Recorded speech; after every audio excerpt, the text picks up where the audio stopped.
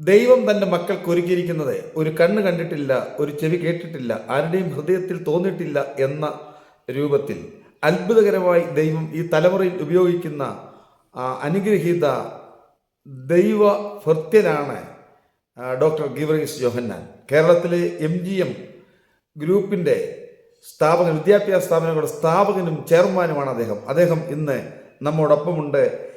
പ്രിയപ്പെട്ട ചായ, MGMൻ്റെ തുടക്കം ഒന്ന് വിവരിക്കാമോ? MGMൻ്റെ തുടക്കം എന്ന് പറയുന്നത്, ഞാൻ എൻ്റെ വിദ്യാഭ്യാസമൊക്കെ കഴിഞ്ഞിട്ട് ഞാൻ ഇവിടെ ഫെഡറൽ ബാങ്കിലെ ജോലിയായിരുന്നു. അത് കഴിഞ്ഞിട്ട് ഞാൻ ഗൾഫിലേക്ക് പോയി. പല പ്രാവശ്യം വരുമ്പോൾ എൻ്റെ അപ്പൻ എന്നോട് പറയാറുണ്ടായിരുന്നു, ഞാൻ ഇവിടെ ഒരു സ്കൂൾ തുടങ്ങണം, ഒരു പള്ളിക്കൂടം തുടങ്ങണം എന്നോട് പറയാറുണ്ടായിരുന്നു. അതെൻ്റെ മനസ്സിലിങ്ങനെ ഉണ്ടായിരുന്നു. പക്ഷേ അതിന് ഞാൻ അത്ര പ്രാധാന്യം അന്ന് കൊടുത്തില്ല. പക്ഷേ കാലങ്ങൾക്ക് ശേഷം ഇപ്പോൾ കൊട്ടാരക്കര സ്കൂൾ നിൽക്കുന്ന ആ പ്രോപ്പർട്ടി, ആ സ്ഥലം വിൽക്കുന്നു എന്ന് കേട്ടപ്പോൾ ഞങ്ങളുടെ ബാബ തിരുമേനി ആയിരുന്ന മാത്യൂസ് തിരിയം ബാബ കൊട്ടാരക്കര കോളേജ് തുടങ്ങിയ തിരുമേനിയാണ്. അപ്പോൾ തിരുമേനി അടുത്ത് ഞാൻ പറഞ്ഞു, നമുക്കൊരു കൊട്ടാരക്കര ഒരു CBSE സ്കൂളില്ലല്ലോ, നമുക്കൊരു സ്കൂൾ തുടങ്ങണം, ആ വസ്തു അവർ വിൽക്കുക, നമുക്ക് മേടിക്കാം എന്ന് പറഞ്ഞപ്പോൾ തിരുവനന്തപുരം എന്നോട് പറഞ്ഞു, നീ അത് അഡ്വാൻസ് കൊടുക്കുമെന്ന് പറഞ്ഞു. അങ്ങനെ ഞാൻ അഡ്വാൻസ് കൊടുത്തു. 6 മാസം കഴിഞ്ഞപ്പോഴത്തേക്ക് മേടിക്കേണ്ട സമയമായി. തിരുവനന്തപുരം കണ്ടപ്പോൾ ഞാൻ പറഞ്ഞു, തിരുവനന്തപുരം അത് വാങ്ങിക്കണമല്ലോ എന്ന് പറഞ്ഞപ്പോൾ പറഞ്ഞു, നീ ഇപ്പോൾ ഒരു കാര്യം ചെയ്യും, ഇപ്പോഴത്തെ കാലം നിൻ്റെ പേരിലങ്ങ് വാങ്ങിയിട്ട് ഞാൻ പിന്നെ ഇനി എടുത്തോളാം എന്ന് എന്നോട് പറഞ്ഞു. അപ്പോൾ ഞാൻ അതനുസരിച്ച് ഞാൻ അത് എൻ്റെ പേരിൽ എഴുതിക്കുക ചെയ്യുന്നത്. 1 വർഷം 1.5 വർഷം കഴിഞ്ഞതിന് ശേഷം തിരുവനന്തപുരം ഞാൻ മസ്കറ്റിൽ വെച്ച് കാണുമ്പോൾ ഞാൻ തിരുവനന്തപുരം അടുത്ത് പറയുന്നുണ്ട്, ആ വസ്തു തിരുവനന്തപുരം എടുക്കണം, അതങ്ങ് എടുത്തിട്ട് എൻ്റെ പൈസ ഇങ്ങാറണമെന്ന് പറഞ്ഞപ്പോൾ തിരുവനന്തപുരം പറഞ്ഞു. ഒത്തിരി നേരം മിണ്ടായിരുന്നതിന് ശേഷം തിരുവനന്തപുരത്തിനോട് എവിടെയോ പാനായിട്ട് നിൽക്കുക. അപ്പം എഴുന്നേറ്റ് നിന്നപ്പോൾ എന്നെ ആ കുപ്പായമെല്ലാം ഉണ്ട്, അതിനോട് ചേർത്ത് പിടിച്ച് ഇടത്തെ കൈ കൊണ്ടിൻ്റെ അതോട് ഞാൻ ചേർത്ത് പിടിച്ചിട്ട് കയ്യിലിരുന്ന് കുരിശെടുത്ത് എൻ്റെ തലയിലടിച്ചിട്ട് പറഞ്ഞു, നീ ചെയ്യുക, നിന്നെ കൊണ്ട് ഒക്കും, നീ തുടങ്ങുക എന്ന് പറഞ്ഞു. ഞാൻ ആദ്യം പറഞ്ഞു, ഞാനിതിന് യാതൊരു കഴിവില്ലാത്തവന്, ഞാനൊരു പൊട്ടനാണ്, ഞാനെങ്ങനെ സ്കൂൾ തുടങ്ങുന്നത് എന്ന് തിരുവനന്തപുരം പറഞ്ഞതിന് പകരമായിട്ട് എന്നെ ചേർത്ത് പിടിച്ച് കുരിശെടുത്ത് എൻ്റെ തലയിലടിച്ച് എന്നെ അനുഗ്രഹിച്ച് സ്കൂൾ തുടങ്ങാനായിട്ട് എന്നെ ഏൽപ്പിക്കുക ചെയ്തു. 3 മാസം കഴിയുമ്പോഴത്തേക്ക്, ഇത് ഒരു ഫെബ്രുവരി മാർച്ചിലാണ് നടക്കുന്നത്. ജൂണിൽ ക്ലാസ് തുടങ്ങാനായിട്ട് ഞാൻ തീരുമാനിക്കുകയും 3 മാസം കൊണ്ട് ആവശ്യം വേണ്ട ക്ലാസ് റൂമുകളും ഓഫീസും എല്ലാം സെറ്റ് ചെയ്ത് ആദ്യമായിട്ട് സ്കൂള് 1994 ജൂണിൽ തുടങ്ങുകയാണ് ചെയ്യുന്നത്. അങ്ങനെയാണ് ആദ്യത്തെ സ്കൂൾ തുടങ്ങാനുള്ള പ്രേരണ ഉണ്ടാകുന്നത്. അപ്പം അത് തുടങ്ങിയതിന് ശേഷം ഈ കുഞ്ഞുങ്ങൾ പഠിക്കാൻ വന്നിട്ട് അവരിറങ്ങിപ്പോകുന്നത് കാണുമ്പോഴും, അവരുടെ രാവിലത്തെ മോർണിംഗ് പ്രയർ കാണുമ്പോഴും, അവരുടെ കൂട്ടത്തോടുള്ള സന്തോഷത്തോടുള്ള അവരുടെ ആ സ്കൂളിൽ കിടന്ന് അവർ കാണിക്കുന്ന സന്തോഷ സൂചകമായിട്ടുള്ള അവരുടെ പ്രവർത്തനങ്ങളും ഓട്ടവും ചാട്ടവും ഇതൊക്കെ കണ്ടപ്പോൾ എൻ്റെ മനസ്സിൽ തോന്നി, ഞാൻ ചെയ്തിട്ടുള്ളത് ഏറ്റവും നല്ലൊരു കാര്യമാണ് ഞാൻ ഇപ്പോൾ ചെയ്തിരിക്കുന്ന ഒരു സ്കൂൾ തുടങ്ങിയെന്ന്. എൻ്റെ മനസ്സിനെ അത്രയേറെ സ്വാധീനിച്ചു എന്നുള്ളത്. അങ്ങനെയാണ് അടുത്ത സ്കൂൾ തിരുവനന്തപുരത്ത് 2005 തുടങ്ങുന്നു. പിന്നെ എറണാകുളത്ത് 2007 തുടങ്ങുന്നു. അതിനുശേഷം ദൈവത്തിൻ്റെ മഹാകരുണ കൊണ്ട് ദൈവം എന്നെ ഇപ്പോൾ ഇന്ന് 27 സ്ഥാപനങ്ങൾ നമുക്കുണ്ട്. 15 CBSE സ്കൂളുകളും 12 കോളേജുകളെന്ന് പറഞ്ഞു കഴിഞ്ഞാൽ engineering, polytechnic, pharmacy, arts and science ഇങ്ങനെയുള്ള കോളേജുകളും എല്ലാം കൂടി 27 ഇൻസ്റ്റിറ്റ്യൂഷൻ എന്നെ ദൈവം ഇപ്പോൾ ഏൽപ്പിച്ചിരിക്കുക. ഇനി അടുത്ത അധ്യയന വർഷം 2026-27 എനിക്ക് എന്നെ സ്നേഹിക്കുന്ന ഒരു കത്തോലിക്ക അച്ഛനുണ്ട്, പുരോഹിതനുണ്ട്. അദ്ദേഹം എൻ്റെ കാര്യങ്ങളൊക്കെ ചിലപ്പോൾ പറയുമ്പോൾ തിരുമേനി അച്ഛൻ എന്നോട് പറഞ്ഞു കഴിഞ്ഞു, അടുത്ത വർഷം അത് 30-ലെത്തുമെന്ന്. അപ്പോൾ അതിനുള്ള സാഹചര്യങ്ങൾ നടക്കുന്നുണ്ട്. എന്ന് പറഞ്ഞാൽ ഇനി 3 കൂടെ ഉണ്ടാവണം. ദൈവം അനുവദിച്ചാൽ 2026-27 30 പറയുവാൻ ദൈവം എന്നെ യോഗ്യനാക്കും എന്നുള്ളതാണ് എൻ്റെ വിശ്വാസം. തീർച്ചയായിട്ടും ദൈവത്തിൻ്റെ അത്ഭുതമാണ്. കാരണം എന്നാൽ ദൈവത്തെ സ്നേഹിക്കുന്നവർക്കും നിർണയപ്രകാരം വിളിക്കപ്പെട്ടവർക്കും സകലതും നന്മയ്ക്കായി കൂടി വ്യാപരിക്കും എന്നാണ് പൗലോസ്ലീഹ റോമാലേഖനത്തിലൂടെ നമ്മോട് പറയുന്നത്.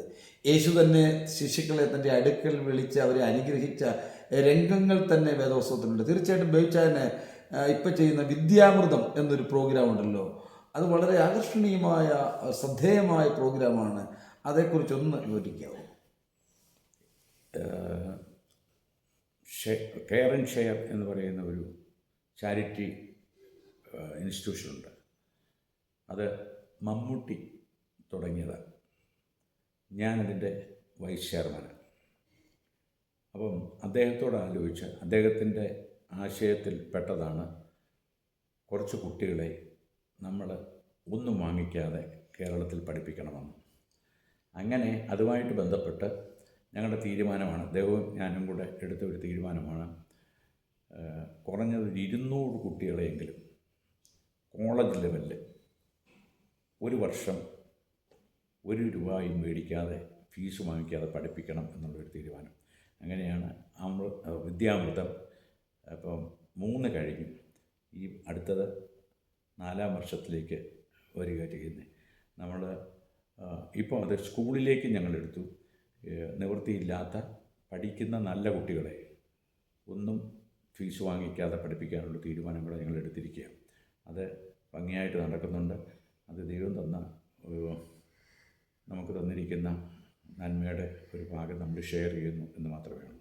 ഇപ്പോൾ വാസ്തവത്തിൽ സ്കൂളുകളും കോളേജുകളും കലാപശാലകളായി മാറിക്കൊണ്ടിരിക്കുന്ന ഈ കാലഘട്ടത്തിൽ വിദ്യാലയങ്ങൾ വാസ്തവത്തിൽ വ്യവസായ വൽക്കരണത്തിലേക്ക് നീങ്ങിക്കൊണ്ടിരിക്കുന്ന ഈ കാലഘട്ടത്തിൽ നോ ഡൊണേഷൻ എന്ന് എഴുതി വെച്ച ചരിത്രം സൃഷ്ടിച്ച ഒരു വലിയ ദർശനം പ്രിയപ്പെട്ട ബേബിച്ചായന് ദൈവം നൽകി. തന്നെയല്ല, പാവപ്പെട്ട കുട്ടികൾക്കിടയിൽ ഇന്ന്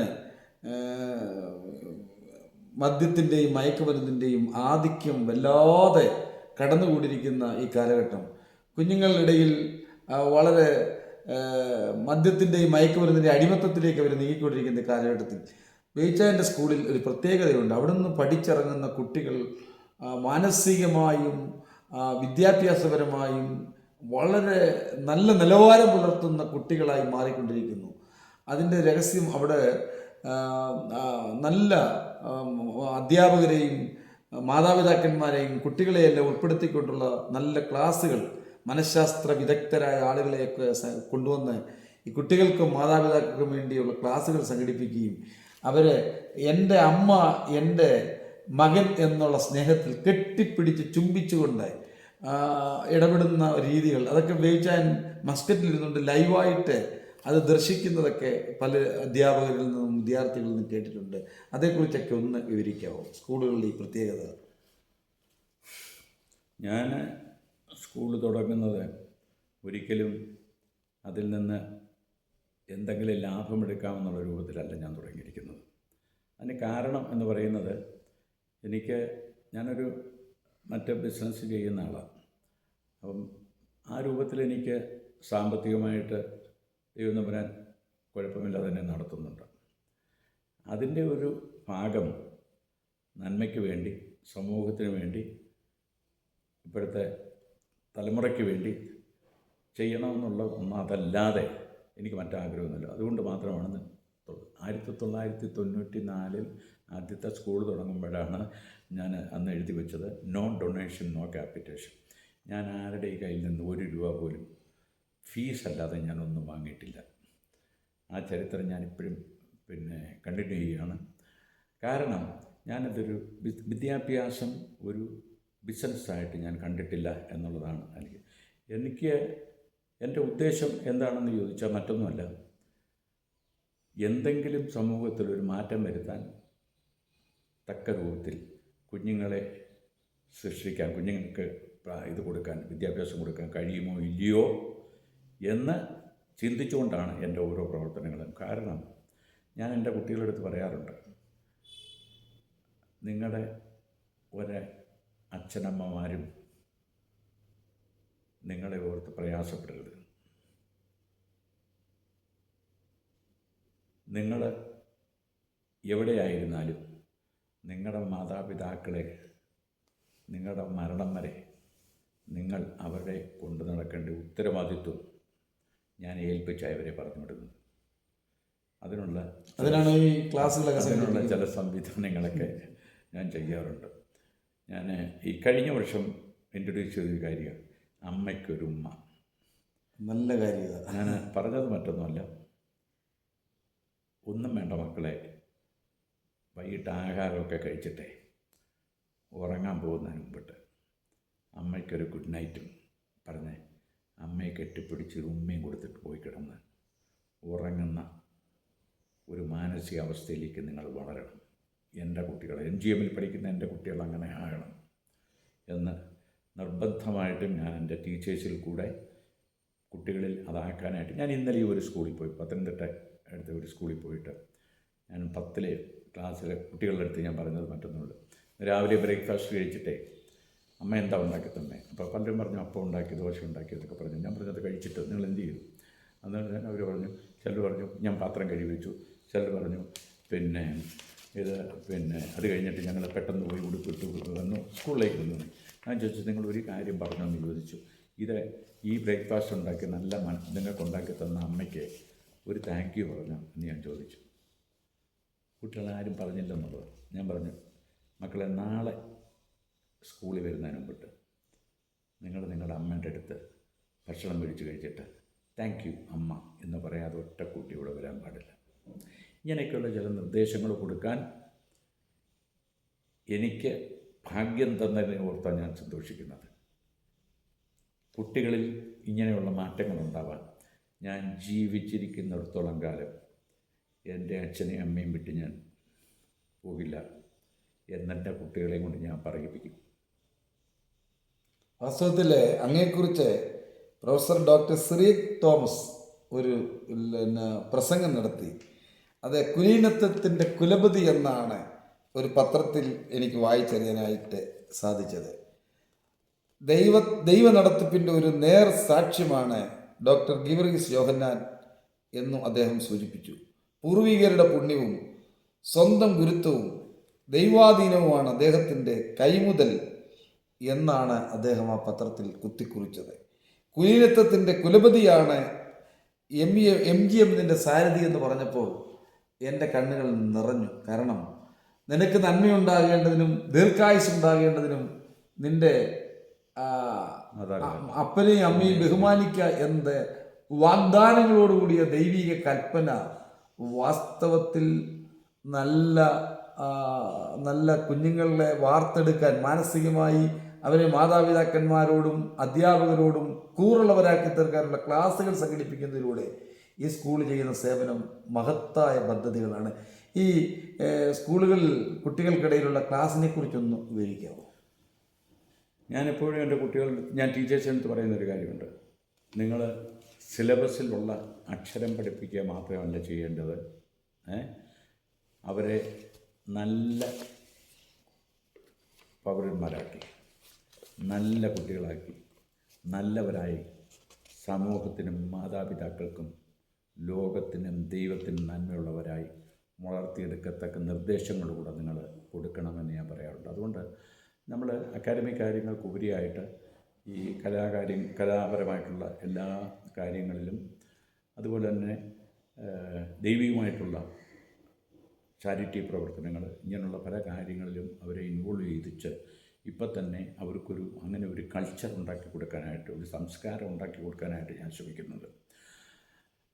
ഒരു കാര്യം എനിക്ക് പറയാൻ സാധിക്കും, എൻ്റെ സ്കൂളിൽ പഠിച്ചിറങ്ങുന്ന ഒരു കുട്ടിയും നഷ്ടപ്പെട്ടു പോകാൻ പാടില്ല എന്ന് ഞാൻ എൻ്റെ ടീച്ചേഴ്സിൻ്റെ അടുത്ത് പറയാറുണ്ട്. ചില സമയങ്ങളിൽ ഒരു ചിലപ്പം കുട്ടികളുടെ ഈ പരീക്ഷയൊക്കെ എഴുതുമ്പോൾ ഇതെങ്ങനെയുണ്ട്, 12ലെ കുട്ടികളൊക്കെ എങ്ങനെയുണ്ട്, പ്രിൻസിപ്പലിനോട് ചോദിക്കുമ്പോൾ അവർ ചിലപ്പോൾ പറയാറുണ്ട്, ഒരു 2-3 പേരുടെ കാര്യം വലിയ സംശയമാണ്, വലിയ പാടാണ് എന്നൊക്കെ പറയാറുണ്ട്. ഞാൻ അന്നേരം അവരോട് പറയുന്നുണ്ട്, സാറേ ഒരു കുട്ടി പോലും തോക്കാൻ പാടില്ല, ഈ സ്കൂളിൽ ഒരു കുട്ടി പോലും തോക്കാൻ പാടില്ല എന്ന് ഞാൻ പറയും. അതല്ല അവർ തോറ്റു പോകും എന്ന് നിർബന്ധമായിട്ടും ഒരു പ്രിൻസിപ്പാൾ എന്നോട് പറഞ്ഞപ്പം ഞാൻ അവസാനമായിട്ട് അദ്ദേഹത്തോട് പറഞ്ഞൊരു വാക്യമുണ്ട്, ഒരു വാചകമുള്ളത് മറ്റൊന്നുമല്ല. സാറേ, എൻ്റെ ഒരു കുട്ടി തോറ്റാൽ സാർ ഈ കസേരയിലിരിക്കത്തില്ല നിയമം. അത് അദ്ദേഹത്തിന് വലിയ ആവേശം, പ്രചോദനം. ഞാനത് അങ്ങനെയാണ്. എൻ്റെ ടീച്ചേഴ്സിനെ ഞാൻ എൻഗേജ് ചെയ്യും. എൻ്റെ കുട്ടികൾ ഒരാളിനെ ഫേസ് ചെയ്ത് കഴിഞ്ഞാൽ അവരെ നോക്കാനും അവരെ വിഷ് ചെയ്യാനും നിങ്ങൾ പഠിപ്പിച്ചിരിക്കണം. ഞാൻ പല സ്കൂളുകളിൽ ചെല്ലുന്ന സമയത്ത് ഏതെങ്കിലും ഒരു കുട്ടി എന്നെ എല്ലാവർക്കും അറിയണമെന്നില്ല, പക്ഷേ ഞാൻ നടന്നു പോകുന്ന സമയത്ത് ഒരു കുട്ടി എന്നെ നോക്കിയിട്ട് ഗുഡ് മോർണിംഗ് പറയാതെ പോയാൽ ഞാൻ ആ കുട്ടിയെ വിളിക്കും, മക്കളിഞ്ഞ് വന്നു പറയും, മക്കളെ ഏത് ക്ലാസ്സിലാണ് പഠിക്കുന്നത്, ആരാ നിങ്ങളുടെ ടീച്ചറെന്ന് ചോദിക്കും. അത് ചോദിച്ചിട്ട് ഞാൻ നേരെ ഓഫീസിൽ ചെല്ലും, പ്രിൻസിപ്പാളിൻ്റെ അടുത്ത് പറയും ഈ ടീച്ചറിനെ ഇനി വിളിക്കാൻ പറയും. വിളിച്ചിട്ട് ഞാൻ ടീച്ചറിനോട് ചോദിക്കുന്നൊരു ചോദ്യമുണ്ട്, ടീച്ചറേ ഇന്ന് നിങ്ങളുടെ ഒരു കുട്ടി, ഞാൻ കുട്ടിയുടെ പേര് പറയത്തില്ല, നിങ്ങളുടെ ഒരു കുട്ടി എന്നെ വഴി വെച്ച് കണ്ടിട്ട് എന്നെ വിഷ് ചെയ്യാതെ പോയി, അതെന്താ സംഭവിച്ചത്, എന്തുകൊണ്ട് നിങ്ങളുടെ ഒരു കുട്ടി അങ്ങനെ ആയിത്തീർന്നു, ഇതൊരിക്കലും മേലെ സംഭവിക്കാൻ പാടില്ല എന്ന് പറഞ്ഞ് ഞാൻ ഒരിടത്ത് പറയാൻ നിർദ്ദേശിക്കാറുണ്ട്. ഇനി മേലെ ഷുഡ് നെവർ ഹാപ്പൻ അഗെയിൻ എന്ന് ഞാൻ അവരോട് പറഞ്ഞ്, അങ്ങനെ ഞാൻ ശക്തമായിട്ട് ഇവരെ പിന്തുടർന്ന് ഇവരുടെ പ്രവർത്തനങ്ങളെ വീക്ഷിച്ച് അതെല്ലാം എൻ്റെ കുഞ്ഞുങ്ങൾക്ക് വേണ്ടി, എൻ്റെ ഇൻസ്റ്റിറ്റ്യൂഷനിൽ പഠിക്കുന്ന കുഞ്ഞുങ്ങൾക്ക് വേണ്ടി നന്മ ഉണ്ടാകാൻ വേണ്ടി ഞാൻ എപ്പോഴും അവിടെ എഴുതി വയ്ക്കാറുണ്ട്, here learning goes beyond books. ബുക്കിന് അപ്പുറമായി പലതും ഞങ്ങൾ പഠിപ്പിക്കുന്നതാണ് അതിൻ്റെ അർത്ഥം. ഞാനെപ്പോഴും പറയാറുണ്ട്, നിങ്ങൾ ABCD പഠിപ്പിക്കാൻ വേണ്ടി മാത്രമല്ല, ABCD പഠിപ്പിക്കുന്ന എല്ലാ പള്ളിക്കൂടങ്ങളുണ്ട്, പക്ഷെ നമ്മുടെ പള്ളിക്കൂടം അതല്ല, അവരെ വേറെ പലതും പഠിപ്പിക്കണം. അങ്ങനെ പറഞ്ഞ് നിർദ്ദേശിക്കുന്നത് കൊണ്ട് എൻ്റെ ടീച്ചേഴ്സും എൻ്റെ പ്രിൻസിപ്പൽമാരും അതിനുവേണ്ടി അവർ പരിശ്രമിക്കുന്നുണ്ട്. They are doing it. അതിൻ്റെ ഫലം ഞാൻ കാണുന്നുണ്ട്. അത് കാണുമ്പോൾ എനിക്ക് സന്തോഷമുണ്ട്. കാര്യം ദൈവത്തിലേക്ക് അടുത്ത് വന്ന് ജീവിക്കാൻ കുഞ്ഞുങ്ങളെ പ്രേരിപ്പിക്കുക, ഈശ്വരനെ മനസ്സിലാക്കാൻ, ഈശ്വര കൃപയാണ് നമ്മൾ ജീവിച്ചിരിക്കുന്നതെന്നും നമ്മുടെ എല്ലാ നന്മയ്ക്കും കാരണം ദൈവം തരുന്നതാണെന്നും കുഞ്ഞുങ്ങളെ ബോധ്യപ്പെടുത്തുക എന്നുള്ളതാണ് എൻ്റെ ഉത്തരവാദിത്വം. ശരിക്കും ഐശ്വര്യത്തോടുകൂടിയുള്ള ഒരു വലിയ ദൈവാനുഗ്രഹമാണ് എൻ്റെ കടമയാണ് ബേച്ചാന്, ഡോക്ടർ ഗിരീഷ് ശിവനാന് ദൈവം നൽകിയിരിക്കുന്നത്. ഐശ്വര്യത്തോടുകൂടെ ഉള്ള സമ്പത്ത് എന്ന് വേദപുസ്തകത്തിൽ തന്നെ പറയുന്നുണ്ട്. വാസ്തവത്തിൽ MGMൻ്റെ ഒരു വലിയ പ്രോഗ്രാമിൽ ഗോവ ഗവർണർ എൻ്റെ സ്നേഹിതൻ ശ്രീധരൻപിള്ള സാർ വന്നപ്പോൾ MGMനെ കുറിച്ചൊരു അദ്ദേഹം പറഞ്ഞൊരു വാക്ക് എന്നെ വല്ലാതെ സ്പർശിച്ചു. ഇതൊരു വിസ്മയമാണ് ഈ പ്രസ്ഥാനങ്ങൾ. കാരണം ഒന്നുമില്ലായ്മയിൽ ദൈവത്തിൻ്റെ കരുതലിൻ്റെ കരങ്ങളാൽ, ദൈവത്തിൻ്റെ അത്ഭുതകരമായ ഇടപെടലുകളാൽ ഉണ്ടായ ഒരു മഹത്തായ സ്ഥാപനമാണ് MGM എന്ന വിദ്യാഭ്യാസ സ്ഥാപനങ്ങൾ. അന്ന് ഗോവ ഗവർണറുടെ ഒക്കെ സാന്നിധ്യത്തിൽ ഒരു പുസ്തകം പ്രകാശനം ചെയ്തു. അതെന്നെ വല്ലാതെ ആകർഷിച്ചു. ആകയാൽ സ്നേഹം മാത്രം എന്ന ആ പുസ്തകത്തിൻ്റെ രചനയുടെ പുറകിലെ പ്രേരക ശക്തി എന്തായിരുന്നു? ശ്രീധരൻപിള്ള സാറേ അന്നവിടെ പറഞ്ഞത് ഇതൊരു വിസ്മയമാണെന്ന് പറയാനുള്ള കാരണം മറ്റൊന്നുമല്ല, ഈ കേരളത്തിൽ ഈ എഡ്യൂക്കേഷൻ ഇൻസ്റ്റിറ്റ്യൂഷൻ നടത്തുമ്പോഴുള്ള പ്രയാസത്തെക്കുറിച്ച് അദ്ദേഹത്തിന് മനസ്സിലാവുന്നു. എങ്ങനെ 27 പള്ളിക്കൂടം നടത്തുന്നു, അതാണ് പുള്ളിക്കൊരു അതിശയമായിട്ട് തോന്നിയത്. കാര്യം സത്യമാണ്, ഒരെണ്ണം നടത്താൻ വലിയ പാടാണ്. അവിടെ ദൈവം തമ്പുരാൻ നമ്മളെ കൊണ്ട് ഇത്രയും നടത്തിക്കുന്നത് അതൊരു വിസ്മയമെന്ന് അദ്ദേഹം പറഞ്ഞു. അതെ അതെ. പിന്നെന്താ പക്ഷെ ചോദിച്ചേ? അതുപോലെ തന്നെ ഈ വിദ്യാഭ്യാസ സ്ഥാപനങ്ങൾ അതിൻ്റെ ഇടയ്ക്ക് ആകെ ആ സ്നേഹം മാത്രം പുസ്തകം, അത് ബുക്ക് എഴുതാനായിട്ട് എന്നോട് പലപ്പോഴും പ്രേരിപ്പിക്കാറുണ്ട്. ഇതുവരെയുള്ള ജീവിതത്തെക്കുറിച്ച് അതിൻ്റെ പേരാണ് പ്രധാനം, ആകെ ആ സ്നേഹം മാത്രം. എന്തെങ്കിലും എഴുതണമെന്ന് പലരും പറയാറുണ്ട്. ഞാൻ ആയിട്ടില്ല, എൻ്റെ സമയം ഇനിയും കിടക്കുക, ഇനി ഒത്തിരി കാര്യങ്ങൾ എങ്ങനെ ചെയ്യാറുണ്ട്, അതെല്ലാം കൂടി ചേർത്തൊരു ബുക്ക് എഴുതാമെന്നൊക്കെ പറഞ്ഞിട്ട് ചിലർ നിർബന്ധിച്ച് എന്നെ കൊണ്ട് എഴുതിപ്പിച്ചതാണ്. അപ്പോൾ അതിനകത്ത് ആകയാൽ സ്നേഹം വന്നപ്പോൾ ഞാൻ നോക്കിയപ്പം എനിക്ക് കൊടുക്കാൻ മറ്റൊന്നുമില്ല. ആ പുസ്തകത്തിന് പേര് കൊടുക്കാൻ ഞാൻ നോക്കിയിട്ട് വേറെ എന്തോ ഞാൻ കൊടുക്കേണ്ടി എൻ്റെ ജീവചരിത്രമൊന്നും അല്ലെങ്കിൽ അതെല്ലാം കൊടുക്കുന്നതിന് പേര് ഞാൻ കണ്ടത് എനിക്ക് നിങ്ങൾക്ക് തരാനുള്ള ഒറ്റ കാര്യമുള്ളൂ, ആകയാൽ സ്നേഹം മാത്രം. അത് പൗലോസ്ലിഹയുടെ ഒരു കൊട്ടേഷനാണല്ലോ. അതെ അതെ, ആകയാൽ സ്നേഹം മാത്രമല്ല അതൊന്നും. കൊരിന്ത്യ ലേഖനം 13-ാം അധ്യായത്തിൽ പൗലോസ്ലിഹ പറയുന്നുണ്ട്, വിശ്വാസം, പ്രത്യാശ, സ്നേഹം, ഇവയിൽ വലിയതോ സ്നേഹം തന്നെ. അപ്പോൾ ആ ശരിക്കും പുസ്തകത്തിൻ്റെ അകത്തെ ഉൾക്കാഴ്ച എന്തായിരുന്നു? ഉൾക്കാഴ്ച ദൈവം എന്നെ സ്നേഹിച്ചതിനെ കുറിച്ച് അതിൽ കൂടുതൽ എഴുതിയിരിക്കുന്നത്, എന്നെ കരുതിയതിനെക്കുറിച്ച്, എന്നെ നടത്തിയതിനെക്കുറിച്ച് കൂടുതലും എഴുതിയിരിക്കുന്നത്. എൻ്റെ ചെറുപ്പം മുതലുള്ള എൻ്റെ കാര്യങ്ങളെക്കുറിച്ച്, ഞാൻ എൻ്റെ അപ്പനോടൊപ്പം ജീവിക്കുമ്പോൾ, എൻ്റെ കുടുംബത്തോടൊപ്പം ജീവിക്കുമ്പോൾ ഉണ്ടായ മുതൽ ഞാൻ ഗൾഫിൽ പോയി എൻ്റെ സാഹചര്യങ്ങളിൽ എങ്ങനെയൊക്കെ ആയി, ആ വർഷം വരെ എങ്ങനെയായിരുന്നു എന്നെ ദൈവം നടത്തിയത്, നിലനിർത്തിയതെന്നുള്ളത്, അതിനെക്കുറിച്ചുള്ള ഒരു ദൈവസ്നേഹം വർണ്ണിക്കാൻ നാവുകൾ പോരാ എന്ന് പറഞ്ഞതുപോലെ ആ ദൈവത്തിൻ്റെ കരുതലിനെ കുറിച്ച് കണ്ടപ്പം ആകെ ഞാൻ സ്നേഹം മാത്രം, എൻ്റെ സ്നേഹമല്ല, എൻ്റെ ദൈവത്തിൻ്റെ സ്നേഹം, വലിയ അഗാപ്പെ, ആഴമേറിയ ദൈവസ്നേഹം. അതുകൊണ്ടാണ് അവിടെ ഡോക്ടർ ഗീവറീസ് യോഹന്നാനെ പറ്റി ഒരു തിരുമേനി, ഒരു മെത്രാപ്പോലിത്ത, ഇവിടുത്തെ എനിക്ക് തോന്നുന്നു ഇവിടുത്തെ മെത്രാപ്പോലിത്തയും പറഞ്ഞു, അതുപോലെ തന്നെ കാതോലിക്ക ബാബായും ഇങ്ങനെ പറയുകയുണ്ടായി, ബൈബിളിലെ യോസഫിനെ പോലാണെന്ന്. ശരിക്കും ഈ ഗൾഫിലെ ഈ സ്ഥാപനം തന്നെ തുടങ്ങിയതിൻ്റെ അതിനകത്തൊരു അത്ഭുത ഇടപെടലുകളുണ്ടല്ലോ, അതൊന്ന് പറയാമോ? അല്ല, സ്ഥാപനം തുടങ്ങി എന്ന് പറഞ്ഞു കഴിഞ്ഞാൽ ഞാനൊരു കാര്യം എൻ്റെ ജീവിതത്തിൽ ഇങ്ങനെ ആഗ്രഹിക്കാറില്ല. ചെറുപ്പം മുതലേ ഞാനൊന്നും ആഗ്രഹിക്കത്തില്ല, ഞാനൊന്നും ചോദിക്കാറുമില്ല. എൻ്റെ സ്വഭാവം, ഞാനൊന്നും ആഗ്രഹിക്കാറ്, അത് തെറ്റാണെന്നാണ് പലരും എന്നോട് പറഞ്ഞിരിക്കുക. ഞാനൊന്നും ആഗ്രഹിക്കുന്നില്ല, ഞാനൊന്ന് സ്വപ്നം കാണണം എന്നൊക്കെ പറയും. ഞാൻ അതങ്ങനെയൊന്നും കാണാറില്ല. ഞാൻ സ്വപ്നം കാണാറില്ല എന്ന് പറഞ്ഞാൽ ഇന്നത് ചെയ്യണമെന്ന് സ്വപ്നം കാണില്ല. അതെനിക്ക് കിട്ടിയാൽ കൊള്ളാം, ഞാനങ്ങനെ ആഗ്രഹിക്കാറില്ല. ഞാൻ ഒന്നിനു വേണ്ടിയും ദൈവത്തോട് പ്രാർത്ഥിക്കാറുമില്ല. എന്നോട് അത് ഞാൻ പറയുമ്പം അത് വേറൊരു രൂപത്തിൽ അതിനെ എടുക്കല്ലേ. ഞാൻ ഒന്നും ദൈവത്തോട് ചോദിക്കാറില്ല. എൻ്റെ വിശ്വാസം എന്ന് പറയുന്നത് എനിക്കെന്ത് വേണമെന്ന് അറിയുന്ന ഒരു ദൈവമാണ് എൻ്റെ ദൈവം. കറക്റ്റ്. ഞാൻ ചോദിക്കണ്ട, കാരണം ചോദിക്കുന്നത് നിനക്കൊരു അത്യന്തപരമായി നീ ചോദിക്കാൻ തരുന്നവനാണ്. യെസ്, നിനക്കാതെ നിനക്ക് തരുന്നവനാണ്. അപ്പോൾ എന്താ എൻ്റെ ജീവിതത്തിൽ എങ്ങനെ നടക്കുന്നറിയാമോ? എൻ്റെ അടുത്തോട്ട് വരുമ്പോൾ എനിക്കെല്ലാം മനസ്സിലാന്ന് തോന്നും, ഇത് ദൈവത്തിൻ്റെ പദ്ധതിയാണ്. ഞാൻ ഈ സ്കൂളുകളിൽ കോളേജുകളിലൊക്കെ ഇത്ര ആവാനുള്ള കാരണം പലതും ഞാൻ ഏറ്റെടുത്തതാണ്. പലരാലും നടത്താൻ സാധിക്കാതിരുന്ന പ്രസ്ഥാനങ്ങൾ ഞാൻ ഏറ്റെടുത്തതാണ്. ആ ഏറ്റെടുക്കുമ്പോൾ അവർ ഈ ചുവയെ നേരെ നടത്താൻ കൊള്ളാവുന്ന ആരെങ്കിലും അന്വേഷിച്ചതിൻ്റെ ഭാഗമായിട്ടായിരിക്കും എൻ്റെ പേര് പറഞ്ഞ് ഇവരോട് വരുന്നത്. വന്ന് എന്നോട് ഈ സ്ഥാപനം നിങ്ങൾ ഏറ്റെടുത്ത് നടത്തണം എന്ന് പറയുമ്പോൾ ഞാൻ അവിടെ പോയി കണ്ട് കാര്യങ്ങളൊക്കെ ചെല്ലുമ്പം then I will submit my God. ഞാൻ എൻ്റെ ദൈവത്തോട് ചോദിക്കും, ദൈവം എനിക്കതിന് ഒരു വെളിപ്പാട് തരണം, എനിക്കൊരു ഇത് തരണം. എൻ്റെ മനസ്സിൽ ചിലതൊക്കെ കാണുമ്പോൾ എൻ്റെ മനസ്സിൽ എങ്ങനെയോ ചോദിക്കുന്ന പറയുന്ന ചോദ്യങ്ങളാണ്. ദൈവം പറയുന്നതായിട്ട്, നിനക്ക് ഞാനിത് വെച്ചിരിക്കുന്ന ഇത് നിനക്ക് ഞാൻ തരിക എന്നോട് പറയുന്നതായിട്ട് എനിക്ക് തോന്നും. ദൈവം തോന്നും. അതെനിക്ക് തന്നെ ആരാലും കൊണ്ടുപോകാനും പാടില്ല. അതിൻ്റെ കാരണം പറ്റില്ല. അതിന് ഉദാഹരണം ഞാൻ പറയാം പാസ്റ്ററെ.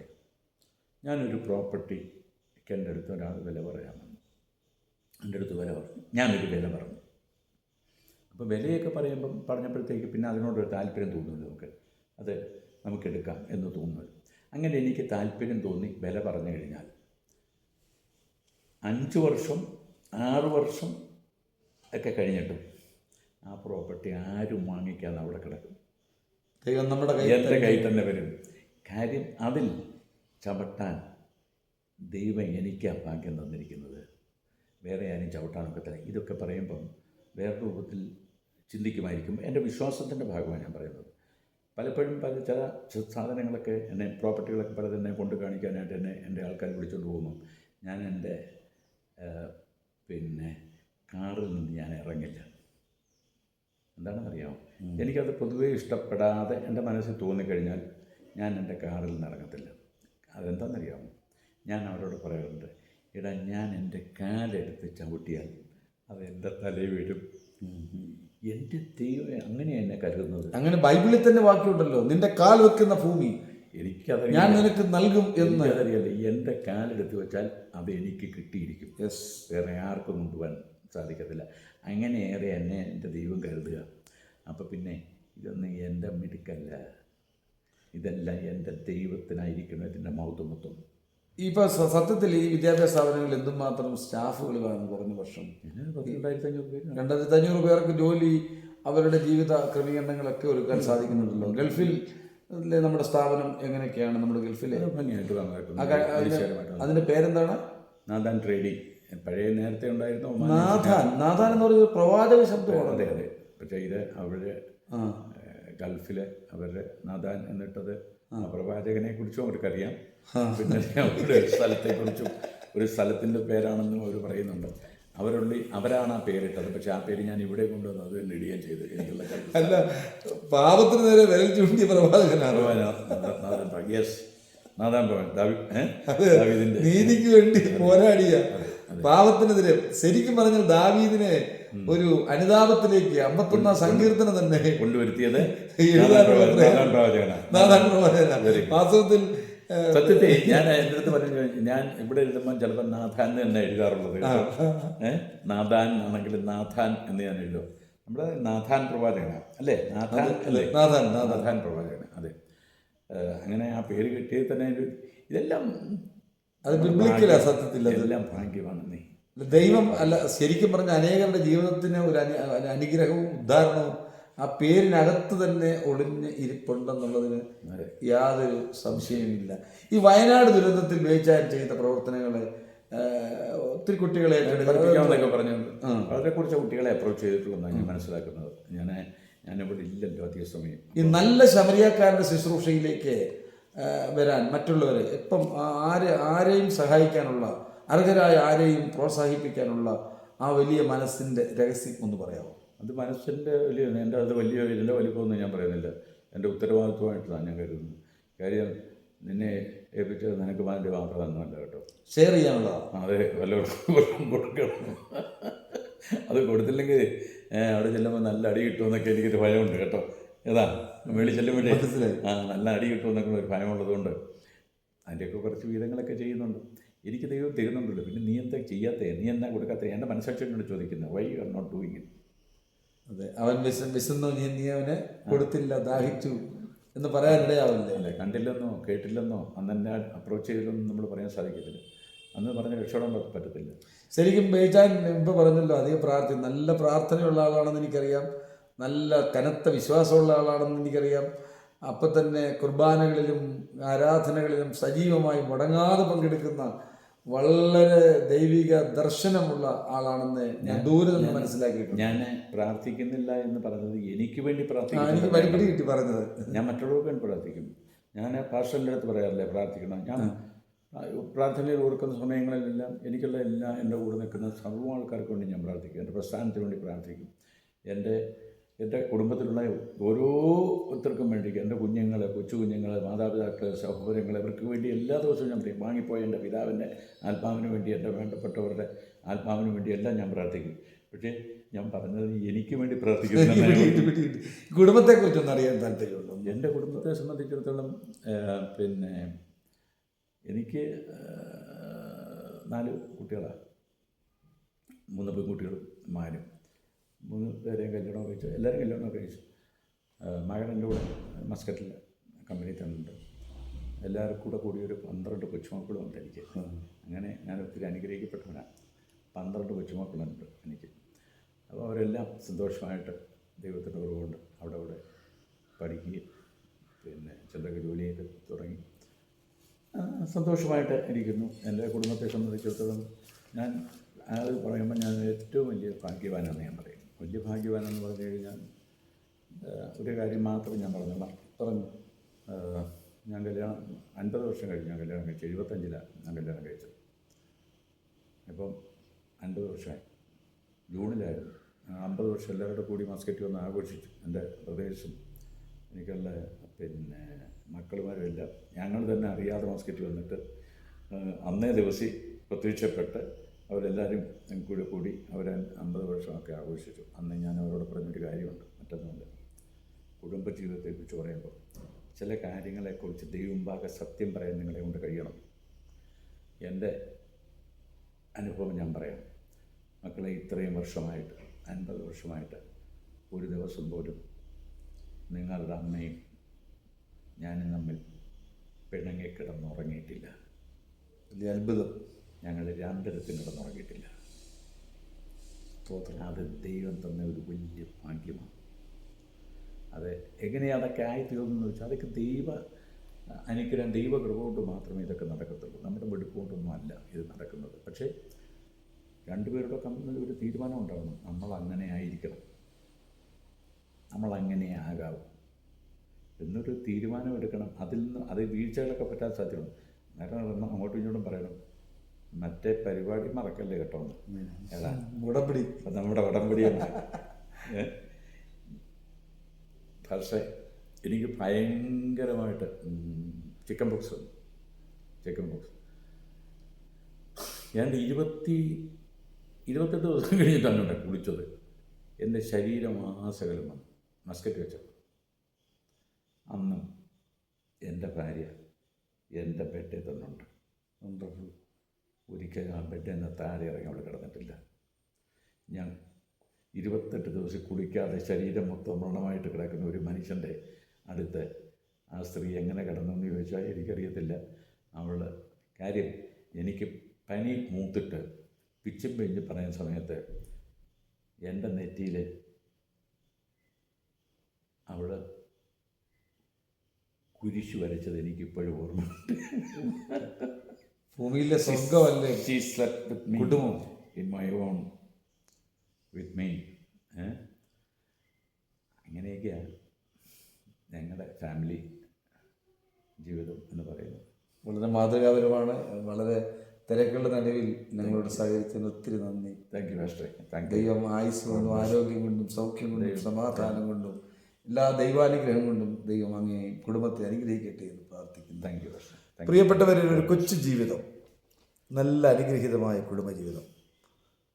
ആ നല്ല അബ്രഹാമും സാറയും അതിഥികളെ സൽക്കരിച്ചതുപോലുള്ള അതിഥി സൽക്കാരം, സ്നേഹത്തോടുള്ള ഇടപെടൽ, നല്ല ശമരിയാക്കാരനെ പോലെ ക്രിസ്തുവിൻ്റെ പ്രതിനിധിയായി, ദൈവത്തിൻ്റെ അംബാസിഡറായി ഈ ലോകത്തിൽ അനേകർക്ക് വെളിച്ചവും പ്രകാശവും വഴികാട്ടിയുമായ ഡോക്ടർ ഗീവർഗീസ് യോഹന്നാൻ്റെ അനുഭവങ്ങൾ നമുക്ക് ആവേശം പകരുന്നതാണ്. ഈ അനുഭവങ്ങൾ നമുക്കും പിന്തുടരാം. മറ്റുള്ളവരെ സ്നേഹിപ്പാനും സഹായിപ്പാനും നമ്മുടെ ഈ ആയുഷ്കാലം നമുക്ക് ഉപയോഗിക്കാം. അതിന് ദൈവം നമ്മെ എല്ലാവരെയും ഒരുക്കട്ടെ. അടുത്ത ആഴ്ച മറ്റൊരു അതിഥിയുമായി നമുക്ക് വീണ്ടും കാണാം. അതുവരേക്കും ദൈവത്തിൻ്റെ സമാധാനം നിങ്ങളുടെ മേൽ വാഴുമാറാകട്ടെ.